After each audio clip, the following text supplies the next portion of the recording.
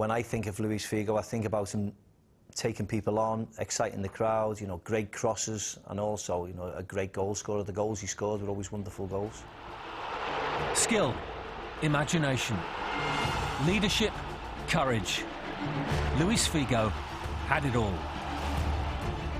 He was the type of player who could win a game on his own.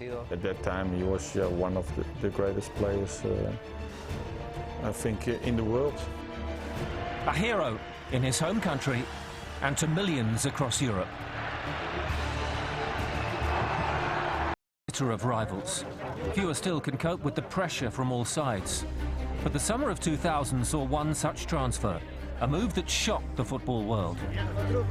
It's like you throwing a grenade into the public, you know, because that, you know, it's very delicate situation with the Barca player going to Real Madrid, and he knew that also, but he decided still to do it.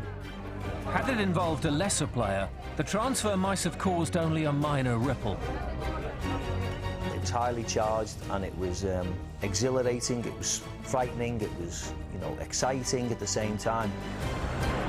Because the player in question was Luis Figo, Barcelona's best player, the holder of the Ballon d'Or, and he signed for Barcelona's greatest rivals. When he went to Real Madrid, he reached another dimension. The age of the Galacticos had truly arrived, and Luis Figo was one of the first. Luis Figo was born in November 1972 in Almada, near the Portuguese capital Lisbon.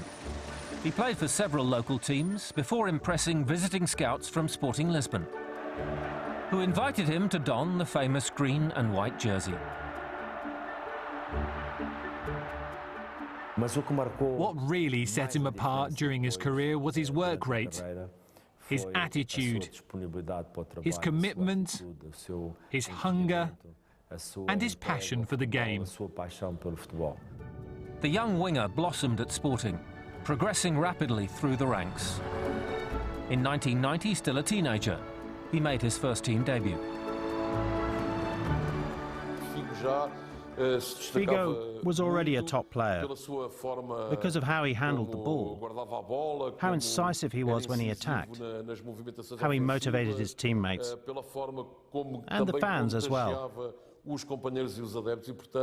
He was also able to make the team play better, to make other players play better than they usually could. With Figo on the pitch, the team was always stronger. If he had been born in Brazil, he would have fitted into the Brazil team perfectly, because he had that skill in moving the ball, a great dribbler, and he knew how to look after the ball. Figo won his first club championship in 1995, but when a proposed move to Italy fell through that summer, he was snapped up by the Catalan giants, Barcelona. He had everything, you know, to be a great player. He had speed, he had great technical abilities, physically, not only his body, but also, you know, his endurance, you know, to play 90 minutes full speed. He could do 1,000 different things. He could go on the outside, on the inside, he could pass the ball and go. He was very quick, very strong, and the truth is you could give him the ball and he would create something most of the time. There's a very simple way of putting it, and that's what one of Figo's teammates once said to me: our tactics, give the ball to Luis. Once in Barcelona, Figo wasted no time endearing himself to the fans, scoring 9 goals in his debut season. He quickly became the heartbeat of the side, and as such, was targeted by the opposition. Fundamentally, the answer is that they weren't able to stop him, but also those that did try tended to try and do it by focusing on Figo, by putting 2 men on him, by being aware of the fact that Barcelona did so much through him that they felt that they could effectively pay the price of not having a player somewhere else on the pitch if it meant having 2 players closer to Luis Figo. He was one of the most influenced players in the team. Of course, we had Rivaldo also, we had Luis Enrique, we had Guardiola. Those four, you know, were the most influenced players in our team at that moment. He became close with a group of players that were part of the Barcelona youth team. With me, with Pep, with Sergi, with Guillermo. And he quickly adapted to living in Barcelona and also to the philosophy of the club. The team excelled, as did Figo, running from deep, directly at and frequently past the opposition. The Portuguese terrified defences, often capping his runs with devastating displays of his own finishing. It was an absolute nightmare to mark him, as he was so unpredictable. He would change direction quickly because he was so very strong, so quick. He was explosive and was able to leave players behind.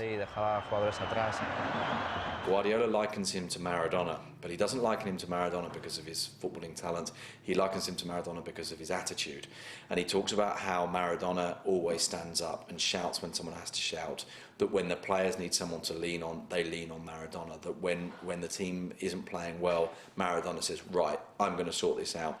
This is what Maradona did, and this is what Figo does. You are Maradona. And I think that tells you quite a lot about how important Figo became. Barcelona is a special club.